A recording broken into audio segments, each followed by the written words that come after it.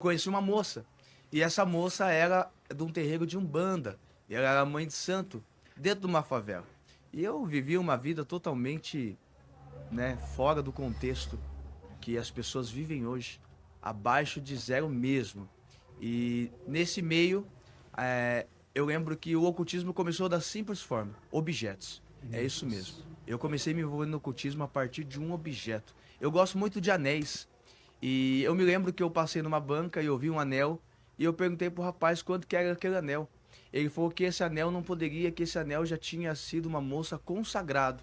Mas eu não entendia muito na época. Mas eu falei, não, eu quero esse anel. Então eu paguei um valor a mais para ele e adquiri esse anel. E depois que eu adquiri esse anel, algumas coisas estranhas começou a acontecer na minha vida. Sério? Sério. E eu andando com essa moça, a gente num evento secular, né? E a gente estava na época, eu bebia, a gente estava numa mesa bebendo, e eu perguntei para ela sobre aquele anel. Então, uma entidade, um poder maior, né? Tem que saber falar aqui, né? Que nós estamos falando para todos, né? Quero mandar um abraço também para meus amigos espíritas, católicos, umbandistas, né? Olha aí. Que não são nossos amigos Já também. somos. E ali eu botei esse anel no dedo e eu não conseguia tirar mais esse anel. Eu fiz diversas formas para tirar esse anel, pastor Rony, pastor Darwin, e eu não consegui. Então, num belo dia, uma entidade tomou posse dela e começou a falar comigo que aquilo que estava no meu dedo era dela e tinha que ser do consagrada. E agora exigia ali a oferenda. Então eu me lembro que Meu Deus. sim, eu me lembro que eu fiz naquele dia uma oferenda. Eu apresentei esta oferenda, falou certinho, à meia-noite, numa encruzilhada, com um sebo branco, um sebo preto, que as velas você leva tal garrafa de cachaça, que eu lembro na época que era 7 esquinas, você leva isso, mais isso, alguns apetrechos, e você vai sozinho. Você oferece à meia-noite. E quando você der alguns passos, você bate o pé 3 vezes e olha para trás que eu vou aparecer para você, a entidade falou. Meu Deus. E dito e feito aconteceu. E depois daquilo foi quando então eu me entreguei mesmo ao ocultismo, achando, né, entre aspas, que era o certo. Foi E- aí mais ou menos. E aconteceu mesmo, na hora que você bateu o pé, Na hora ela que apareceu. meia-noite em ponto, pastor Rony, quando eu bati o pé, olhei para trás, apareceu a entidade. Você recorda qual era o nome dessa entidade que Sim, apareceu? no ocultismo hoje, na Umbanda, né? Era é conhecida como a Pomba Gira. Pomba Gira chamada Maria Padilha. E depois que ela apareceu, o que que começou a mudar na sua vida? Eu Ela começou come- a te acompanhar? Como é que foi? Então, aí que entra. Ela me acompanhava, eu traficava, eu trabalhava numa biqueira de droga. E eu me lembro que na época que eu trabalhava na biqueira de droga, havia muitos chamados pé de patos em São Paulo, né? O que que é? A maioria são policiais aposentados, pessoas que não gostam de pessoas do crime, então decidi fazer justiça com a própria mão, são justiceiros. E nesse período, né, eu queria vender, eu queria alcançar, mas né, no horário que eu trabalhava, eu não conseguia trabalhar, porque ninguém quer trabalhar. Todos que tentavam traficar nesse horário, trabalhar nas biqueiras de droga, eram assassinados. Então eu falei, não, eu vou trabalhar. Eu andava com mais de 8 guias no pescoço, né? E eu comecei a trabalhar e todas as noites, para minhas vendas, eu fazia ali então votos, eu fazia pedidos e eles apareciam, falavam comigo. Uma coisa que nunca aconteceu comigo, pastor Rony, foi receber a entidade. Possessão. Nisso, eu nunca pude receber essa possessão. E hoje eu entendo por quê. Era através do chamado que Deus tinha na minha vida.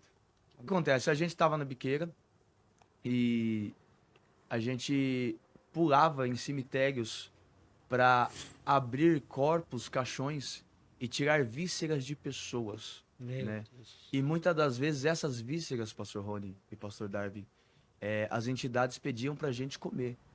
Mas a maioria das pessoas que faz o trabalho e come as vísceras, é isso mesmo, come as vísceras humanas de morto, né?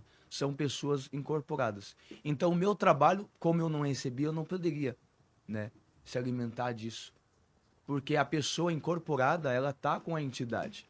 Então, o meu trabalho era pular no cemitério, cavar, abrir o caixão, tirar a víscera do falecido, da pessoa morta e levar para que então essa mulher que vivia comigo fazer esse trabalho. Então, eu trabalho para mim vender mais drogas. Estava na biqueira, a polícia, a rota de São Paulo entrou na biqueira, só tava eu e pelo horário, na calada da madrugada, eles iam me assassinar. E eu me lembro que eu me escondi atrás de uma construção, de uma casa, e por uma festa eu comecei a pedir a proteção e segurando as guias, né? E eu falei, se eles me protegessem, eu faria uma oferenda. E ali eles fuçaram tudo, acharam tudo, andaram por tudo quanto é lado, mas não me viram. Eu fiquei praticamente invisível perante eles. E eu peguei e eu saí. E eu saí. E quando eu estava indo embora, eu escutei uma voz. Subindo. E eu olhei para trás. Quando eu olho para trás, eu vejo um homem de pé, encostado, com a perna dobrada encostada no muro, de capa preta, chapéu preto. E quando eu olho para ele, os seus olhos pareciam chamas de fogo. E falou: "Você não me chamou?" Meu Deus. E ali eu não tive mais reação e simplesmente saí correndo. Foi essa parte aí que foi difícil. Todas as vezes que eu invocava as entidades, eles sempre pediam algo. E esse algo eles falavam: se você não nos ofertar, nós vamos, tipo, vamos arrancar suas pernas, vamos te deixar aleijado. E as enfermidades. Eu cheguei numa fase da minha vida que eu tava com 43 quilos. Meu Deus. Eu tava tão viciado na cocaína que eu já não tinha mais partes do meu órgão, já tava totalmente podre. E aí foi quando eu fui pro médico e eu fiquei sabendo que eu tinha um câncer no pulmão, Meu por Deus. causa devido ao uso das drogas. Eu achava que era, mas não era. É, Era um parece- envolvimento com as entidades que eu tinha. E ali a tristeza começou a vir, um abatimento, uma tristeza. Nada que eu fazia me alegrava. Então o que mais pegou foi a tristeza. Muito forte. Um E vazio tem muito mais grande. alguma experiência que você talvez esteja lembrando que te marcou também nesse meio do ocultismo? Tem muitas. Mas as experiências que eu mais tive foi depois que eu larguei do ocultismo e vim pro evangelho. Sim. Muitas. Muitas, muitas, muitas, muitas. O que marcou no ocultismo foi quando eu tentei deixar o ocultismo.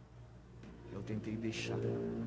Tive uma situação muito grave, eu vendia drogas e, e eu fiz vários trabalhos. Eu tava na mata, a gente catando, eu correndo, mais um rapaz, a gente indo atrás para levantar altares pro Preto Velho. E nesses altares, a gente fazia entregas, como eu era o quimbono da Umbanda, eu poderia usufruir do charuto, que é o cigarro, eu poderia beber as bebidas, eu tinha esse acesso, eu poderia. E todas as vezes eu pedia proteção, né? Eu pedia proteção. Eu me lembro que antes de trabalhar nessa biqueira de droga, eu roubava no centro de São Paulo e a gente roubava relógios importados, era muito, muito alta naquela época e as pessoas que andavam comigo, eles eram assassinados e eu me lembro que eu perdi um amigo da 23 de maio num assalto que a gente fomos fazer. E eu acreditava que o que me protegeu aquele dia foi a guia, a entidade que eu prestava conta na época. E eu decidi então não fazer mais, porque se eu fosse fazer esses assaltos, eu então viria a óbito, eles me matariam. E aí minhas fotos ficou todas espalhadas nos metrôs, nas linhas de trem de São Paulo, e eu decidi vir para essa favela e trabalhar com isso. E trabalhando, Deus já estava trabalhando nessa área para. E as entidades dizem: eu vou te guardar, eu vou te libertar, eu vou te proteger. E eu acreditava nessa proteção. Uma proteção falsa, uma proteção mentirosa. E eu já não estava mais. A tristeza vinha, a ansiedade, a depressão já batendo, muita tristeza. Aí eu decidi então largar. E foi quando eu tomei uma decisão de abandonar. E aí veio uma entidade, se manifestou, né, na casa que eu vivia, no terreiro, e um rapaz que era do terreiro se manifestou e a entidade falou: se você me deixar, eu lembro bem hoje as palavras, você vai ficar igual os meus cotocos. Tá vendo os meus cotocos? Você vai ficar igual. E falou: vou te colocar na cadeira de roda. Então vinha aquele medo. E eu falei: não, não vai fazer isso nada, eu vou deixar e pronto, acabou. E naquele dia eu trabalhei, peguei aquelas drogas, eu guardava em casa, na casa que eu morava, no barraco que eu morava, né? E levei essas drogas para lá. E infelizmente, essa mulher que eu vivia junto, ela usou todas essas drogas. E devido a isso, esse dia foi que eu perdi a proteção da entidade, fui pra biqueira de droga. E quando eu cheguei, havia um clima muito diferente, né? Eu vi que uma entidade estava na ponta da entrada da favela. Eu bati a cabeça, cumprimentei a entidade. Quando eu comecei, eles caminhavam comigo, eles viviam, sentavam comigo, conversavam Meu comigo. Deus. E quando eu bati a cabeça e vi a entidade saiu. Eu falei, opa, tem algo estranho. A entidade não nos deixa. E na hora que eu bati a cabeça, a entidade saiu. Eu falei, tem algo estranho. E eu fui. E eu vi que o clima estava diferente na boca de droga. E o rapaz me cumprimentou e eu vi um clima. Sabe quando você vê que é clima de maldade? E me chamaram para um canto, para uma viela. E ali começaram a me agredir, me bater. E eu me lembro que foi colocado uma calibre 12 na minha boca. Eles me bateram muito. E eles apertou várias vezes essa calibre 12. Eu escutava o barulho, né, da agulha bater na bala, mas a bala não saiu. Meu Deus. Né? E num pensamento foi, a entidade está me guardando. Mas não era, né? Era o Senhor, né? É o Senhor. E aí foi quando eu consegui escapar, não sei como, não me lembro como, com um par de tênis no pé, outro sem, todo ensanguentado, machucado, e perguntando por quê. E consegui correr. E era a droga que ela tinha usado e toda a culpa caiu sobre mim. E eu vi aquele dia, cadê a entidade? Cadê as entidades que prometeu que iam me guardar? Então foi quando Era eles Jesus. tomaram um princípio de deixar. O único jeito de sair, você que está assistindo agora esse podcast, não tem outro jeito de sair. Quando você sai, as entidades te juram a te matar. Eles não aceitam porque é um cavalo. E todo cavalo ele carrega uma entidade. E quando uma entidade fica sem cavalo, ela fica sem ação no mundo espiritual. Mas o único que pode te livrar, somente Jesus. Jesus foi a base para mim sair do ocultismo. Jesus foi a chave que me arrancou como um forte do ocultismo. Eu, durante muito tempo, servindo Jesus, eu ainda via as entidades. Durante mais de 3 anos, já servindo Jesus, batizado, as entidades me perseguiam. As entidades tentam de todas as formas nos parar. Mas você que não aguenta essa vida, você que está tendo problemas no casamento, você que está vendo que as suas finanças não estão andando direito, tudo está indo por água abaixo. O único caminho é Jesus. Somente Jesus pode libertar você. E esse foi mais um testemunho tremendo, maravilhoso, né? Uma experiência de vida, de transformação, a qual acabamos de assistir. Esse testemunho é lá do GJCast, onde trazemos muito conteúdo deles, né? Por trabalhar ali pelo meio espiritual também. Eu acho muito interessante esse tipo de conteúdo, por isso eu trago para vocês, né? Porque vocês gostam de assistir, eu também gosto. Então, eu trago bastante sobre este assunto. E esse podcast aborda muito esse assunto, né? É um podcast muito rico em conteúdo, né? Eu gosto muito de assistir o conteúdo deles e trazer para vocês. E nessa experiência aqui deste homem que vivia no mundo do ocultismo, né?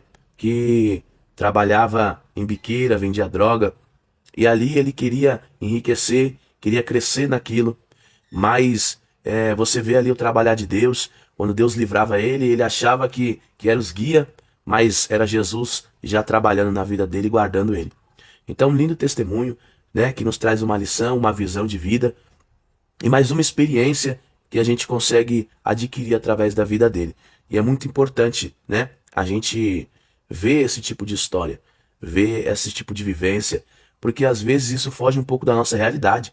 Porque tem pessoas que às vezes não acreditam no mundo espiritual, não acreditam nessas coisas. Então, assim, através da vida dessas pessoas, você vai aprender novas experiências.